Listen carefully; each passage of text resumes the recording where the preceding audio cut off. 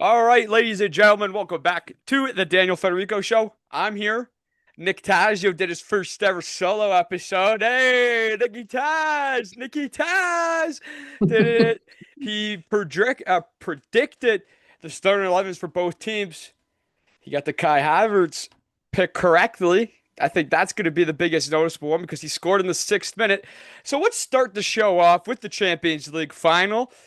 PSG winning in penalty kicks. They are now back-to-back winners, kings of Europe. Paris Saint-Germain. A lot of missed calls by the officials for both sides here. More noticeably on Arsenal. So Arsenal got lucky that they only took it to penalty kicks. I watched all the first half, and then I watched the second half in glimpse, and then I watched all the penalty kicks.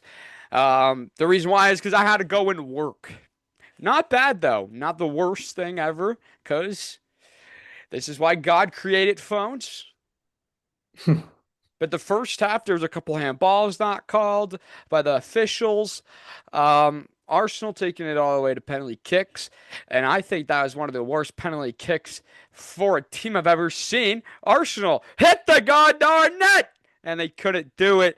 And PSG takes advantage of their opportunities, and they come out victorious from now being back-to-back champions and back-to-back kings of Europe. Nicky Taz, let's hear your thoughts on the Champions League final.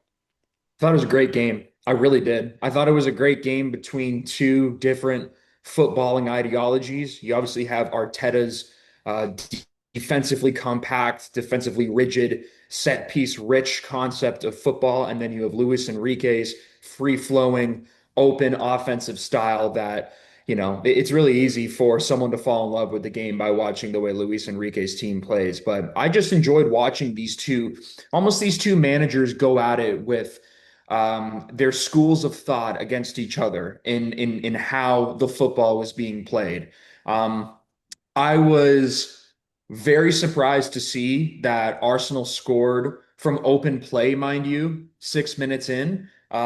Came off a defensive error from Marquinhos. He tried to clear it, and I think the ball bounced off Trossard. And then Havertz just ran onto it in transition and banged it into the top corner. And then I was very impressed with the way Arsenal played. I thought that they held PSG to a minimum of shots and to a minimum of those opportunities that they're so good at creating, where Kvaratskhelia or Dembele cuts in from the wing and then creates something whilst moving inside. Things that we saw against Bayern Munich. I thought Arsenal did such a good job of maintaining that and also seeing that PSG is not able to run wild, which was one of my keys to PSG's victory in the previous episode, where you have to let and utilize and embrace your left flank with Kvaratskhelia and Nuno Mendes. And Mendes actually, like rating wise, was probably PSG's worst performer. Kvaratskhelia himself was only a 6.5 out of 10 himself. But I just thought Arsenal did a really good job of keeping PSG's attacking output to a minimum. I thought they did a good job themselves of creating pressure on PSG's back line. And I feel bad for Gabriel, who obviously skied the fifth penalty shot way over the bar. Reminders of Baggio in '94, but I can't exactly hate on it too much because he played so well for them as a center back with alongside Saliba. He was not letting a lot of opportunities get to Raya, and Raya did play well himself. He made a number of astonishing saves, but I love the Wait, way we're gonna talk Gabriel. about that for a second too. Let's stay on topic of Raya right here. Okay. Yeah, he played a good game. I think he played a terrific game. His play in the penalty kick shootout looked terrible though. I don't think so. I think he was good. He You think he he was good in the pens? Yeah, I think he was. I think he had the misfortune of diving to his left like a bunch of consecutive times, but I forget whose penalty he saved where he guessed right on the side in which they were going to take it. Outstretched arm, batted it away. I thought that PSG's some of their penalty takers could have been a bit better as well in their shots, but I think Raya was good with pens. I thought he was probably Arsenal's second or third best player on the pitch for them in total. In my opinion, the best player for Arsenal was Miles Lewis Skelly, the 19-year-old kid who was really just conducting things so elegantly in midfield. And I'm telling you guys, with this performance on Saturday in Budapest, Miles Lewis Skelly locked down himself a center midfield spot for years to come in North London. And I do feel bad to an extent that Arsenal exercised all these Premier League demons where they won the Premier League for the first time in 22 years. And then all of the hype was shifted immediately towards them potentially winning their first European championship. And then now it ended in such a heartbreaking fashion with the way that Gabriel skied that kick. But I have to give props to Arsenal and to Arteta with the way that he managed the game. The only thing that really really bugged me, and I think you'll agree with me on this, Daniel, is when Arteta decided to sub off Odegaard, who is Yep. probably their best creative player, and then bring on Gyökeres to have a dual strike partnership of Gyökeres and Havertz, but pushing Havertz back towards the midfield and having Gyökeres be the up man who can press off the ball and stuff. And Gyökeres didn't do a damn thing. He didn't do a damn thing when he got on the pitch. Havertz was good. I thought Trossard was fine. I thought Saka was super quiet. But I think a lot of the way that the game ended so negatively for Arsenal could be based upon partly maybe Arteta's decision to take Odegaard off so early. Let's talk about this. You know, a day after losing in, sad fashion, tragic fashion, when you lose in penalty kicks or when you lose such a ginormous final, the biggest final of some of these players' careers, too. Yeah. They lose it. The next day, they step right on a bus and celebrate the Premier League trophy. I find that absolutely hilarious, and there's only one team that can ever do that, and with smiles on their face, celebrating the Premier League trophy after losing a Champions League final, and that's Arsenal. I don't know why Arsenal's front office or whoever controlled the parade. Why would you put it after the Champions League final when you know there's a chance that they lose it? And good on the players getting out of bed and hopping on that bus to celebrate the Premier League trophy after losing in such a devastating fashion. At the end of the day, we got to find a way to get the parade going right before the Champions League final or whatever. I think the whole scheduling was pretty tough this year. I think the schedule was tough with Conference League after Europa. Usually it goes Conference, Europa League, and then Champions League. Champions Yeah. League could have easily been last week. I think the Club World Cup in August pushed a lot of these things forward, where now like PSG has been playing. So take it all the way back to last year. They win the Champions League last year, and then that was at the end of May, around May 29th, 30th, like the Yeah, game was this PSG, yep. Saturday. But they only get what, call it 2 months of rest, and then they go and play the Club World Cup in stiflingly hot conditions in the States in August. They lose the Club World Cup final, of course, 3-0 to Chelsea. But PSG have basically been playing football consistently since August. And that is why, in my opinion, this makes them winning this so much more remarkable because they looked just as good as they did last year. Mind you, without Donnarumma in net, and also with all of the football that they played, all of the fatigue. Because I know we talk a lot on the show about fatigue and how you can't really apply to professional sports because they get paid like so much money. But I think soccer, it's pretty applicable because of how long the seasons are, and they just keep adding more games and more games and more games. They I love expanded it. the Champions League. Now I they love only it have too. like 2 weeks rest for the World Cup. Well, yeah, and that's kind of concerning because the World Cup ends in the middle of July, and then you're having. Training camp's like 2 weeks away later. Yeah. So it's and if I'm just gonna speak on PSG quickly because I know we don't have a lot of time in this episode because you got stuff to do, but PSG for me they weathered the storm in terms of trying to squeak goals past Arsenal's back line, which is not easy. And the only way they were able to do that was when Mascara fouled Kvaratskhelia in the box and then Dembele slaughtered at home.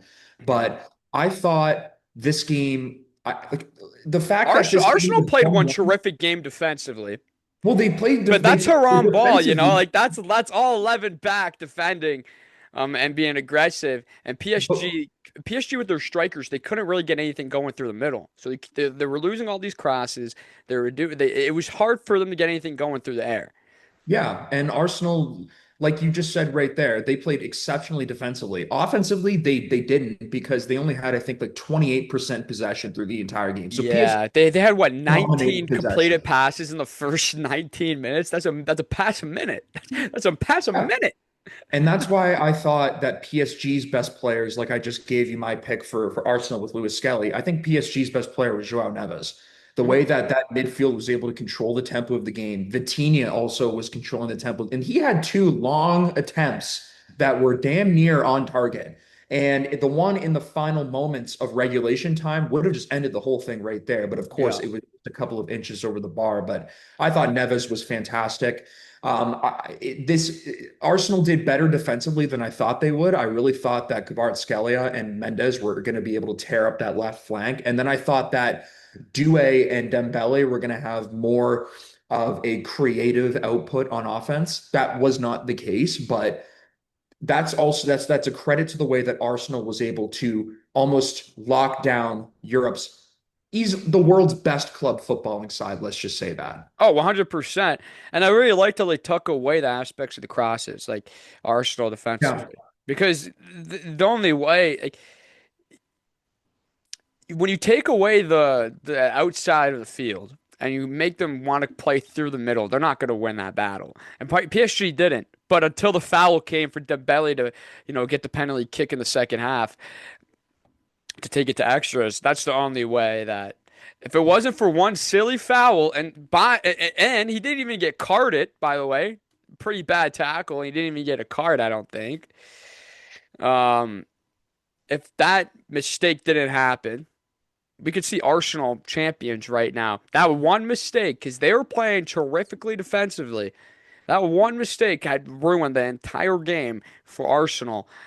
Because any day of the week, 7 days out of the week, 7 for 7, PSG would beat Arsenal and Pens. No brainer. Doesn't even matter who you put in that pen taking spot. Every single one of them would beat Arsenal 7 straight days.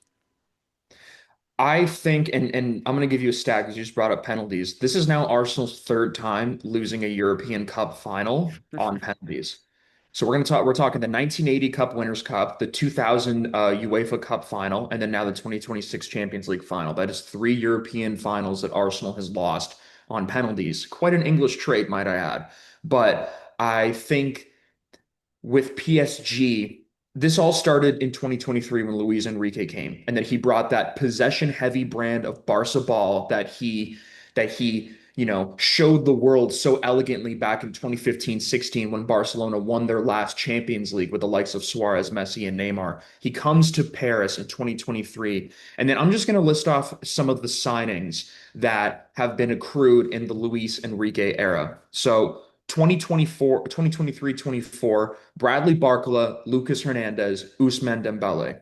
Pretty big names. 2024-25, Desiree Doué, William Pacho, Matvey Savinov, Joao Neves. 2025, Kavicha Kvaratskhelia.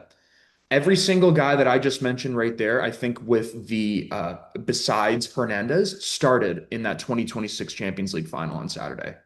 And they look like they haven't lost a step since last year, which is quite something to say, given that one of the world's best goalkeepers who was on their payroll is now not on their payroll. And they have the likes of Savinov, who, granted, he's good at what he does. He's no Donnarumma. So for them to be able to not lose a step in the way that they create, the way that they score, and also the way that the way that they defend, and that offensive players come back to help out on defense, it's astonishing, and Luis Enrique now joins a super exclusive club of managers to have won three or more Champions League finals. We're talking Bill Paisley, we're talking Carlo Ancelotti, Zinedine Zidane, Pep Guardiola. Luis Enrique can now add his name firmly onto that list. So, like I said with Arsenal winning the Premier League title, there is absolutely no reason why we should not be looking at PSG as the favorites to go back to back to back next year.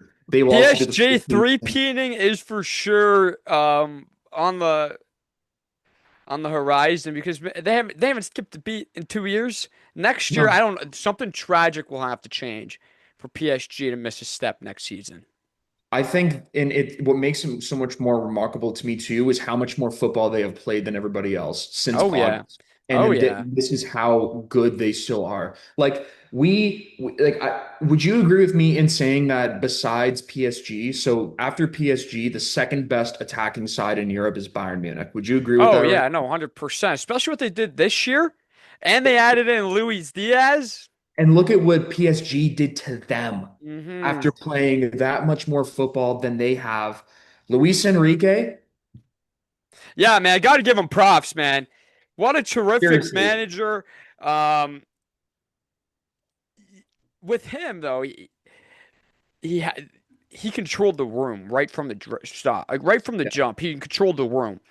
There's a lot of managers in these big clubs that are not controlling the room. They're either losing the room and or the players are running the room. Nuh-uh. Mhm. PSG is bought in on his system, and now it has granted them back-to-back Champions League championships or wins. And they are the king. They continue to be the kings of Europe, and they're going to continue to be the kings of Europe for years to come. This is a dynasty in the make. Well, not dynasty in the making, because it's already made. This is a dynasty. PSG is going to be the scariest club again next season in Champions League. But we got to move on. I want to hear I, your, I ask you a yeah, question quick. one more thought. Should we start thinking about having a conversation as to whether the best young player in the world is still Lamine Yamal, or is that now Desiree Doué? Now I'm going to go with Yamal still. You're gonna go with Yamal? I'm Yeah. not. I'm not as convinced. That's I'm not as I like convinced. this. I like this actually. I'm convinced on Yamal a lot, man. What he's doing at Barcelona, what he's been doing. So he's done all these things in big stages too. You can never forget what he did in the Euros. And then at that time he was 16, 17 years old. And now what he's been doing at Barcelona is 18 years old. Um you could put obviously it's the greatest. You could put this as a great debate, but I gotta go with Yamal. This guy, he, I don't think I've ever seen anything an 18-year-old, well, actually a 16 to 18-year-old do this ever. I think the question definitely becomes different if Doué goes on to win the World Cup with France this year after going back to back in the Champions League as one of PSG's best players. I think Doué is more of a killer than Yamal is, but I can't say that for sure because Yamal did win the Euros and has won on the international stage before. But what I will say right now is the confidence, the happiness, the passion, the skill, and the tenacity to absolutely do anything to win for me is more representative in Doué from all that I have seen than Yamal. Hey, it's safe to say that the sport is in great hands with Due and Yamal because Due is what 20 years old and Yamal is only 18. He's still So 19. yeah, I think Yamal's 18 and I think Dewey's Due 20. He just he, turned 20. He's he going to turn just turned 20. 21 in like 2 days. He's going to turn 21. Yeah, so it's in great hands. Yeah. Uh, like that's it. Just it doesn't get better than this. And then if you want to add Liverpool's Rio, you could do that in the conversations tonight. And oh, he is so much fun to watch, man. I hope he gets more of a role next Yeah, year. let's I think talk he about got this down now. there. Let's talk about this now.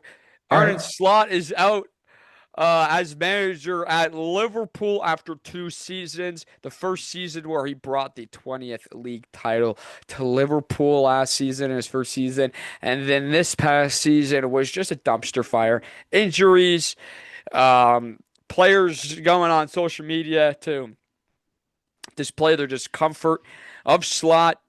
Um, After Alonso went to Chelsea, I thought, okay, Slot deserves another chance. Let's give it to him. I thought they were gonna keep him. I thought next season is gonna be that season where he turns it all around and everyone's healthy. And he'll have all his pieces. He also gets Harvey Elliott back next year too. He had a terrible loan stint at Aston Villa, but he's still a great player. Aston Villa just didn't use him. He's going to get a lot of pieces back next year, but instead they sacked him early. What was it? I think the news came out at 6 a.m. a couple days ago on Saturday. Uh, Here, Canadian time, Eastern Standard Time. Came out at like 6 a.m. I was pumped up. to see that because now let's see what happens. Liverpool, though, is in a dark time now. Managerless, stars are leaving. They need to bring in a lot of replacements. They have a lot of young talent that can probably go into those replacements, but won't be a talent, Unreal's talent right off the bat. It's more play, get better, get better, get better as you play as the season goes. So next year is going to be, I don't know, middle of the table, fifth place, Europa League at least next season for Liverpool. I think it's a transitional time. The amount of money they put in, it shouldn't be a transitional side, but now because Slot is gone, and who knows who they're gonna sign as the next manager. I know Bournemouth's former manager is the number one candidate. He's terrific. I like him, but who knows? They might go a whole different approach here, Liverpool. It's a wait and see. Van Dijk is leaving Liverpool next season too. Conte Yeah. is leaving this season. Um, we have a bunch of players coming back from injuries. Isak might not even be ready for next season. Etiquette might not even be ready for the start of the year. Wirtz, let's see how he can do next year. Liverpool, a lot of question marks. Slot sacked. I think it was the wrong decision after Alonso going to Chelsea. I really thought that they should have given him one more time. Um, and breaking news. First, actually, before I say the breaking news, what's your thought on Slot getting fired? Um, I think that it was the right move, given that I think a lot of the fan base, as well as perhaps some of the locker rooms, started to turn on him. And they look, the bottom line is Liverpool had their lowest point total in a decade. So they had 60 points on the season. And when you're talking about the past decade, you're talking about a decade of unimaginable highs, Champions League titles, Premier League titles, an era of football under Jurgen Klopp that will live forever positively in the minds of every single Liverpool fan, like yourself, Daniel. I think that Slot did a lot with Klopp's team last year. Of course, Mm-hmm. we were only a year removed from Liverpool winning their 20th Premier League title in their club's history, but Yep. I don't think that he is the tactician that Klopp was. I don't think The that he is. motivator too, like he clearly wasn't the motivator, and the Yeah, vibes were there though that he was probably on his way out after the end of the season, the last match where he was just sitting there, just I don't know, not even saying thank you to the fans or anything. Obviously, he didn't have to say thank you to the fans because the fans turned on him so god darn quick this year. But you kind of knew something was happening, that he was out. yeah, and it reminds me a lot of the Maresca, the Enzo Maresca situation at Chelsea before they had hired or before they had promoted Liam Rosenior, because of Hmm. course Maresca started the season as Chelsea head coach, and now it looks like he's going to be Man City's next head coach, but like Slot was with Klopp, Maresca was an assistant at Man City to Pep Guardiola and then immersed himself into the way that Guardiola plays football, Yeah. Guardiola ball, whatever you want to call it. And I think Slot was kind of the same way with Klopp. And I think it's an opportunity for a new, fresh start for Liverpool. I think the door is open to finding a like a certifiable second best team in the Premier League. Because as of right now, Arsenal is still far and away clearly the best team going forward.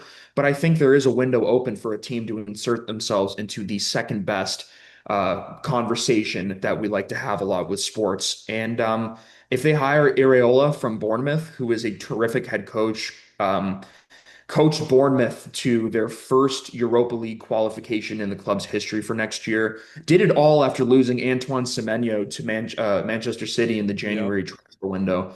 I think he's a great head coach. I think he's would be great for Liverpool. I think ideally they would have hired Xabi Alonso and they would have sacked Slot a few weeks ago instead of having him go to Chelsea. But even then, that is Alonso's fault for going into that shazzery. Um, But hey, I, man, Liverpool failed them. Let's be honest. Liverpool failed Alonso there because I, there was always an opportunity there. You could have sacked Slot anytime. There was no perfect timeline because this wasn't even a perfect timeline to sack him. So you could have sacked him in the middle of the season, could have sacked him whenever. When Alonso became available and when he made it known that he wants to come to Premier League and coach, and be a manager here. Liverpool should have pressed on him, and they didn't. So Liverpool, let's be honest, Liverpool failed Alonso here, and now Alonso is going to go and turn around Chelsea, and he's going to turn them around. He's a terrific manager. He's going to be a terrific manager for Chelsea, and he's going to turn around Chelsea, and Chelsea's going to be playing Champions League ball next season. Well, not next season, the season after, but they're going to qualify. I I agree with you just because it's Alonso. And the reason why I don't think it would have been smart to get rid of Slot in the middle of the season is because Liverpool were still outside of a Champions League slash European spot for next year. That's And true. then packing a coach in the middle of your year kind of causes chemistry and just overall team momentum to sort of dwindle. I think it would have been most ideal if they had snatched Alonso up. Now, it would have been ruthless to kind of let Slot go that early on in the season, but I would have done my due diligence, given that he is a club legend at Liverpool, arguably more so than when he was at Real Madrid, and the fans A absolutely love thousand him. percent. I would have hired Alonso the second that Florentino Perez let him go in Madrid. 1 trillion% I would have done the exact same thing, but we got to move on. Let's talk about Yeah, some breaking news that just came across the news desk. yeah, I'm Oh, excited for this. Odell Beckham Jr. is returning to the New York Giants, finalizing a deal there. The 33-year-old is Wow. going back to New York. He's a Giant again. I don't know how much help he's going to be for Jackson Dart because if we all remember, what a catch by me. I just Odell'd my own phone. Um, I don't know how much help he is going to be for Jackson Dart because if we do remember the last couple of seasons, he is slow. He is not the Odell that we know. But so that's a fan favorite right there. So, welcome back, Odell Beckham Jr. to the New York Giants. Second, get ready to work, man. I think the fans want it. I think the NFC East wants it. I think everybody in the NFL wants you to go back to your old original ways, even though it's probably going to be tougher now because they're 33 years old. But man, that's going to be awesome. It's 2016 all over again. OBJ, Odell Beckham Jr., is a Giant again. We have another breaking news after this, but Nick, what's your thoughts on that? That's not good. If I'm a Giants fan, I'm worried. The first thing I looked up right here after seeing a video of it also circulating social media yesterday, is I think that the Giants did this because they are totally uncertain of what's going to happen with Malik Neighbors. And Malik Neighbors, after destroying his knee last season, according to Adam Schefter 2 hours ago from ESPN, Malik Neighbors' status for the Giants opener is still up in the air. Mm-hmm. So when you're looking at a team like this, who was hoping to make strides from where they were last year with a young quarterback, a still rebuilding offensive line. And then you have one of the league's best young receivers who he may not be as healthy as he was prior to when he got hurt. That is a concerning thing if I'm a Giants fan because Odell Beckham Jr., even though he is a fan favorite, his best football is definitely behind him. It makes me nervous that, at least on the face of it, they are signing him to be somewhat of a temporary replacement, somebody who's going to see a lot of action. That makes me I nervous just because don't know how much action you can really give OBJ because if we remember his last times in the NFL, he looked slow, he looked sluggish, he couldn't take a hit. He, I, I'm excited to see how it goes because I think it's gonna be awesome to see him back in a Giants uniform. But you're right, that neighbor's injury concern is there, and they're kind of running to their last hopes, and they see, oh my God, OBJ, that could be a little bit of a distraction for the fans until because they are going to be bad this year, and it's going to be a little distraction for the fans. It's like, oh, at least we're going to see OBJ one last time. You know what I mean? It's going to be something like that. Let's distract the fans. I think the fans though are going to be like I think the fans are going to be wanting more though, because now the fans, even though like on paper they didn't make the playoffs and they weren't much of a threat last year, from what they saw on those like standalone primetime games where you're able to watch Jackson Dart and Cam Scatterbo and the rest of these young guys on the Giants, ball out, so to speak. I think fans are looking at that and the excitement that they had while watching that last year and are fully expecting the Giants to build on that and be better. And I think the Giants fans, even though I'm not in the same camp as them because I think their defense is far better than their offense is, and 1,000%, one I'm trillion not a percent. I'm not a Jackson Dart believer either. So this, if we Same clip here. this and we put it on social media, I want everybody to know that. I don't believe in the guy. I think he is somebody who is unwilling to acclimatize to the way that pro football is played. I think he thinks that he is Superman. And Oh my God, you hate this guy. This is I this don't is you hate him. listen to me. Listen, I never was a Jackson Dart fan. I think he's talented. I think he's got a good arm. I think that his mind can be useful for a franchise, but I think he is way too much of a reckless quarterback, so to speak, refusing to slide and refusing to protect your body just because you're young and you're tough and you're able to withhold those hits. Well, that's just idiotic. And you know what? What's your I'll go thoughts even. on Cam Scatterbo then? I think Cam Scatterbo is not built for the NFL for a long-term career. I think that with the way he plays, like look at the way that he runs the ball. Like No, he just, I 1000%. don't, He's gonna I last don't, 5 years in the league before if his even. yeah maybe if who knows he's gonna see the end of this contract. He's gonna have Well, he has the you fifth hope year option. I'm so. pretty sure. We You hope. hope so. I just think Yeah, the Giants are. I think their fans are expecting them to be a playoff team and this year. they're not ready to be a playoff team. I That don't think they offense. are. It's a cause of concern when you're bringing back an aging receiver that you traded away in 2019. And Yeah, your last hope is a 33-year-old OBJ, hoping that he can relive his old glory days. yeah. It's not going to happen. You're going to see 155 yards out of this guy, maxed, maybe 200.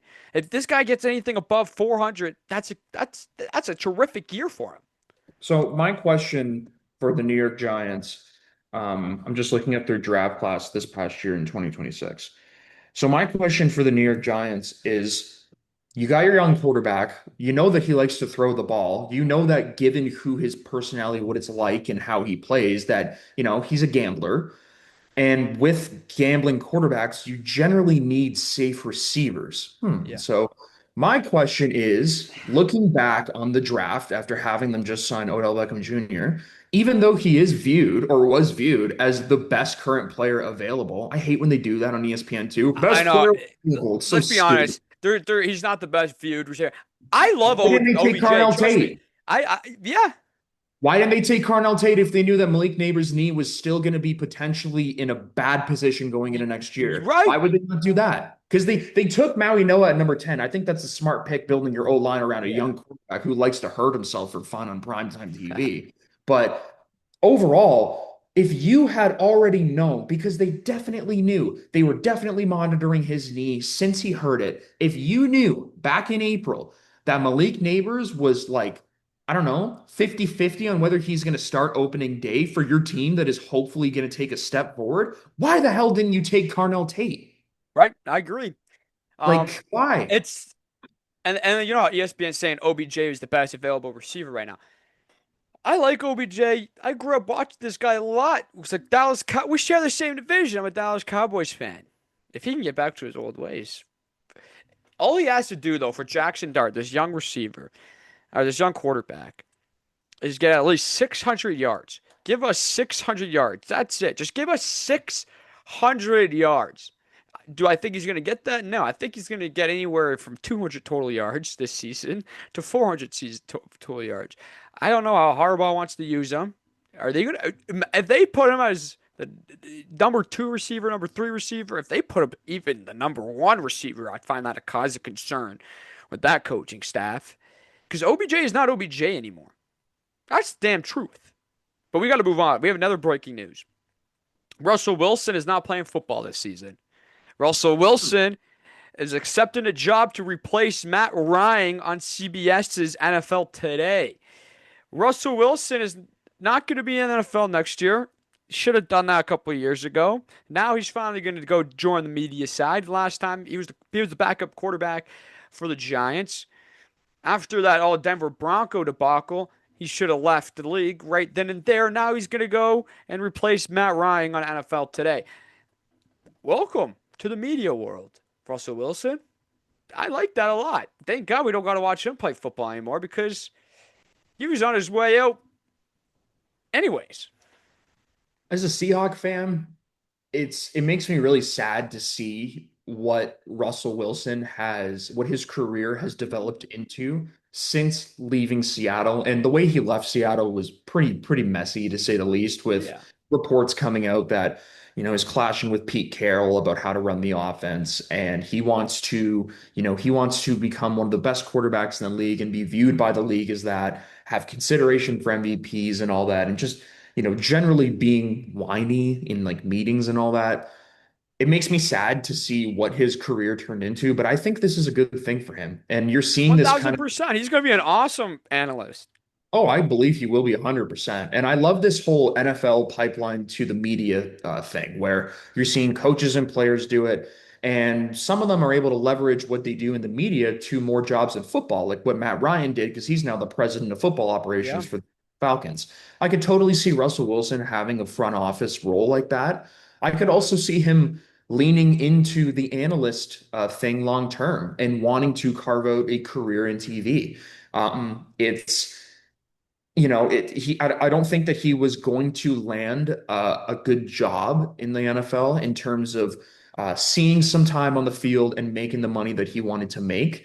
I think the league views him as a has-been for sure, which makes me sad, like I But it's said. the truth. But It's the truth. oh, it's the truth, but it just the descent from what Russell Wilson was, where, back in 2020, 2021, let Russ cook. He's Hmm. easily one of the best quarterbacks in the league, had Yep. MVP consideration through the first 10 weeks of the 21 season. Yep. And to see him now, you know, clash with Sean Payton in Denver and then piss off the fans in Denver because he's not playing well. And then he comes to New York and, or he goes to Pittsburgh first and then he comes to New York. And then as soon as he's a Steeler and a Giant, both those teams' fan bases are looking at him as like a has-been who could fill out a depth chart position. Yep. Overall, good for Russell Wilson. He's going to make a lot of money doing the TV thing. And I'm interested to see what his style is at the analysis table. I'm excited for him. Like I think um let's see something here.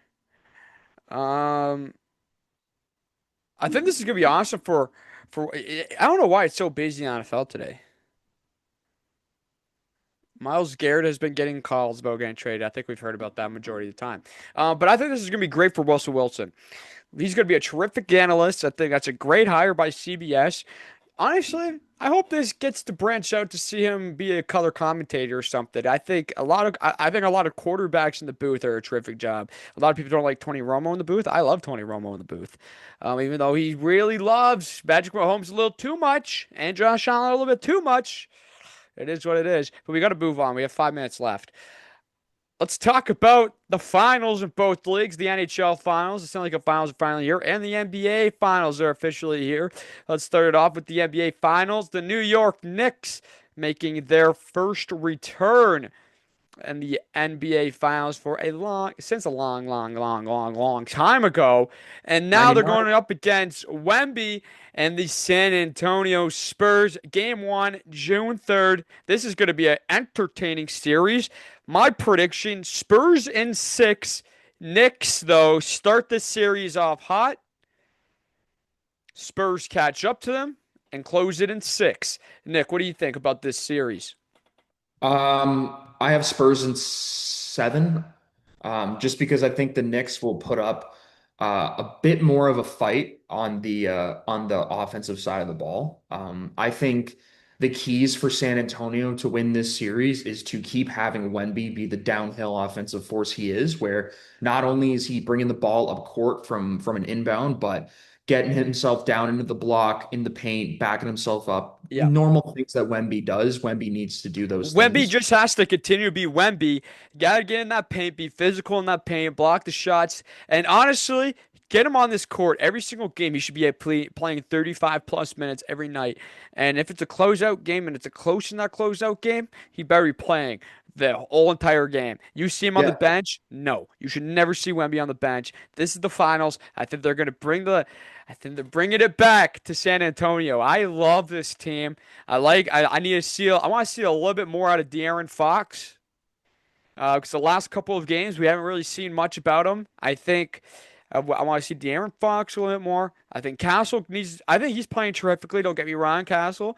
I just want to see him play a little bit better, more consistently on the offensive side, because we could see what he could do on the defensive side. And when he does play, we have seen it what he does on the offensive side when he plays at a consistent rate.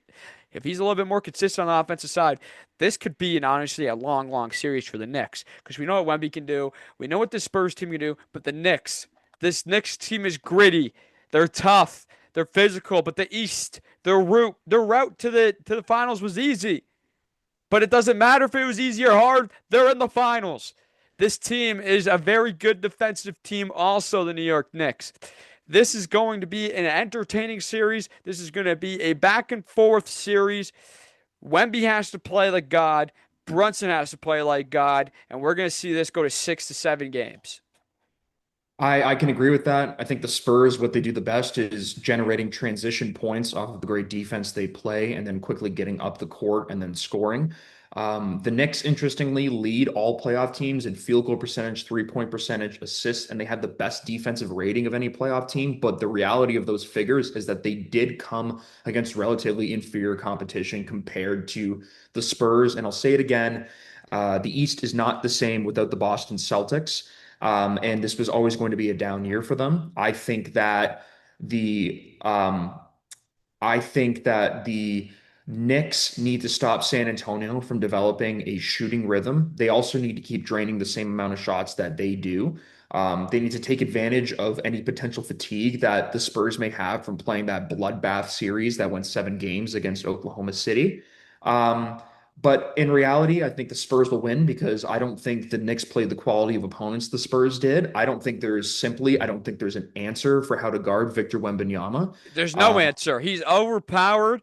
Someone has to patch him. and He's impossible to guard. You can't guard a 7'4" freak. Where I think they're lying about his height because that guy is 7'7". He's 7'6" or 7'5". He's not 7'4". I'm gotta go with he's 7'7", man. That guy Wemby is unbelievable. He's overpowered to the Canadian coach.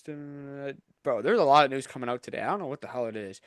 Um, I think it's because we're recording this in the afternoon. Wemby, overpowered. He can shoot. He can block. He can defend. He can do it all. He's overpowered in the paint. Oh my God. Have fun trying to guard him, the Knicks. But what they can do is they can slow him down, get him tired. We've seen it. We've seen it in the OKC series. When he gets tired, it's sluggish for him, and shots aren't dropping. His defense is slacking. Get him tired, rough him up a little bit, and that's the Knicks can do. And that's the I truth. think We've seen it. I think that the Knicks will not be able to do that as well, just because, well, first of all, Cat is the guy who's going to have to be in charge of that because according to the news a few days ago, Mitchell Robinson has got a broken pinky finger. Yeah. And those are your two big centers who are going to have to be in charge of marking Wait, he had Wembanyama. a broken pinky finger. Yeah, so his condition is not as good as say Cat's. Like Mitchell Robinson is, and that Take that scares. puppy up and play. This is the NBA He, Finals we're talking yeah, but about. he can't even shoot free throws, man. Did you watch it? You saw him in the East. Like, so that's a liability on the But get him on the court now. defensive side. They're still going to use him on the defense. They're still going to have to Yeah, use him so on the he defense. can. What's we could re-break his finger? Yes, it's the NBA Finals. Break your limbs. Die on that court. Die on that court, I say. Die on it. Die on it only if your players are able to do that and not be a liability. I'll say that. That's true. That's true. I'll I say agree with that. that. But But yeah, we Spurs got to and move seven on. for It's me. already 12:45. Say your I got last Spurs thought. and seven. You got Spurs in 7. I got Spurs in 6. Now the NHL Finals, the Stanley Cup Finals are here. We got the Las Vegas Golden Knights going up oh my God, going up against the Carolina Hurricanes.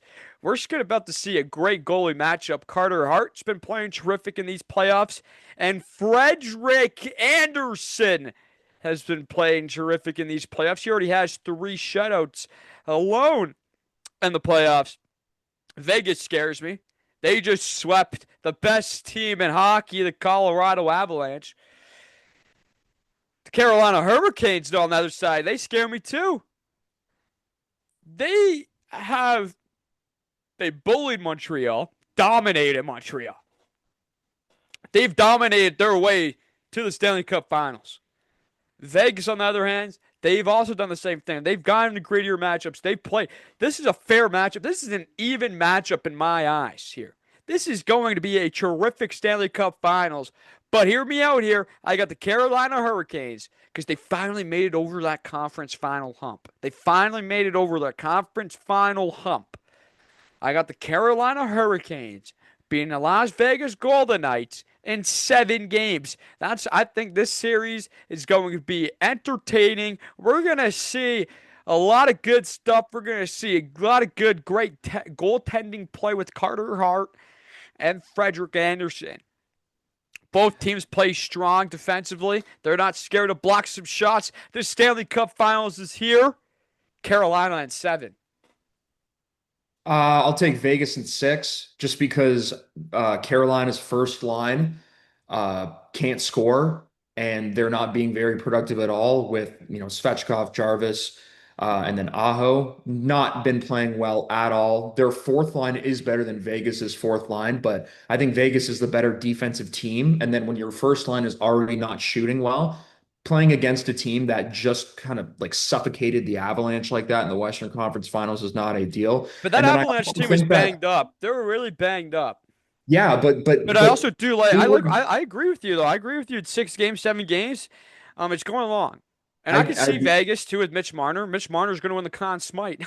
well, the other reason why I think they're going to win is because Tortorella is going to split up Marner, Eichel, and Stone and put them Yeah. on three separate Well, lines. that's what they have to do, and that Well, they is the have, cheat yeah, code. But I could see this game being very even. Yeah, you just talked about the Carolinas' first line not scoring. Their second line has been terrific. Their yeah. third line has been awesome, and their fourth line has been great. We don't see that. If they're, and I do think this first line is going to get going. That's now just scary. That's 4 lines that can contribute on the offensive side. But also, the second line has been great defensively, also. This is going to be a terrific Stanley Cup Finals. We're in for a god darn treat. We got a good NBA Finals. We got a good NHL Finals. But one thing is, that Golden Knights team, yes, you can space all those 3 stars out on 3 different lines, 2 different lines, whatever you want to do. You have a lot of combinations you can do for the Vegas Golden Knights. John Tortorella is comfortable. He has this room in order. He's pumped up. Mitch Marner has 21 points. He's going to win the Conn Smite if Vegas wins it, wins the Cup. It's going to be hard. 7 games no matter what, though. I'm hoping for a good series. On face value, not excited that it's the Hurricanes and Golden Knights in the Stanley Cup final. Shame. It seems that we've been constantly getting, Florida, Tampa Bay, Carolina, Las Vegas, and it's like, I want for it doesn't even matter if they're American teams. I'm not even going to get into that, but I want for the historically relevant side. Like, isn't hockey the best? Even though I hate their guts, isn't the hockey the best when Boston is good, or when Chicago is good, or The when the hockey's the Islanders and best when Rangers the are original good? 6 teams are good. Yes, yes. So, but again, Give me Nicholas, we Chicago focus. being great again. I'd love that. I would love that too. I'm Give me happy that Detroit. Give Montreal is me being good again. Detroit. Something about when the fans are throwing octopuses on the ice. Just give Yeah. me all that. I, Give I me, just think I just think with this series, it's going to be Vegas who wins it because I think their defense is going to do the same thing that they did to Colorado, and and with suffocate them. Carolina's forward first line not playing well as is, Nah, then that's going to hamper Carolina's chances of scoring goals in this series against a team that has a really good defense. And then Carlson is on, what is it, Eichel's line or one of those other guys' lines as well. Eichel's line now.